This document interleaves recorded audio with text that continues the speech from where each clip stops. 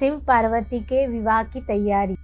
सप्त ऋषियों ने भगवान शंकर के पास जाकर उन्हें यह समाचार विस्तार पूर्वक सुनाकर अनुरोध किया कि वेदोक्त विधि से पार्वती का पाणी ग्रहण कीजिए। उधर हिमवान ने विवाह की तैयारियां प्रारंभ कर दी और विश्वकर्मा के द्वारा बारातियों के लिए कृत्रिम आवास का निर्माण एवं सजावट आदि कराई। इधर शिवजी के पास लगन पत्रिका भेजी गई, जिसे पढ़कर वे अत्यंत आनंदित हुए और नारद जी के द्वारा सभी देवताओं, मुनियों, सिद्धों तथा अन्य लोगों को विवाह में सम्मिलित होने के लिए निमंत्रण भेजा। तदंतर समस्त देवता, यक्ष, दानव, नाग, पक्षी, अप्सरा आदि विवाह उत्सव में सम्मिलित होने के लिए पधारे। भगवान विष्णु के अनुरोध करने पर भगवान सदाशिव ने पूजन आदि का सब कार्य वेदोक्त विधि से संपन्न किया। तदंतर सबके साथ नंदी आदि अपने सब गणों को साथ लेकर हिमाचल पुरी की ओर प्रस्थान कर गए।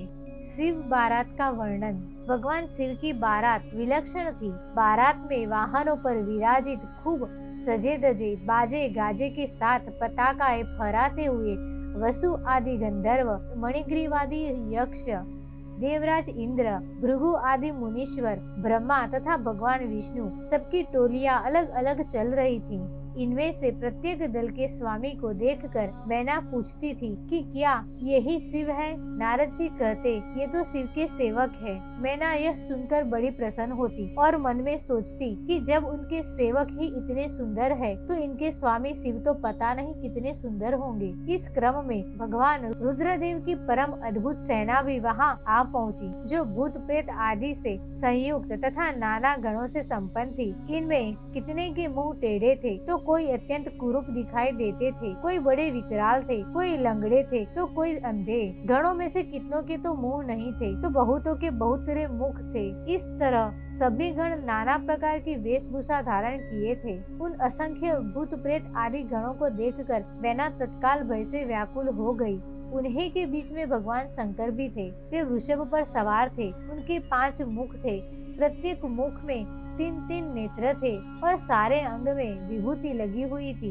मस्तक पर जटा जूट और चंद्रमा का मुकुट, आंखें भयानक और आकृति विकराल थी। यह कैसा विकृत दृश्य है, मैं दुराग्रह में फंसकर मारी गई। इस प्रकार कहकर मैना उसी क्षण मूर्छित हो गई।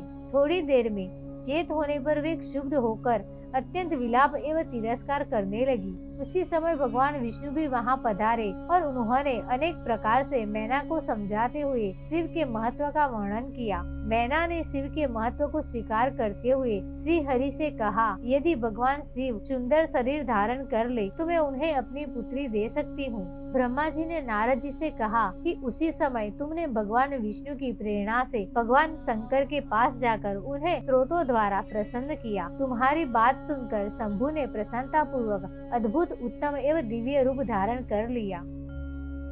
भगवान शंकर का मंगलमय वरवेश। भगवान शंभु का वह स्वरूप कामदेव से भी अधिक सुंदर और लावण्य का परम आश्रय था। उस स्वरूप का दर्शन कर शैलराज की पत्नी मैना आश्चर्यचकित हो गई। वहां उपस्थित सभी पूर्ववासिनियों भगवान शंकर का वह मनोहर रूप देखकर सम्मोहित हो गई।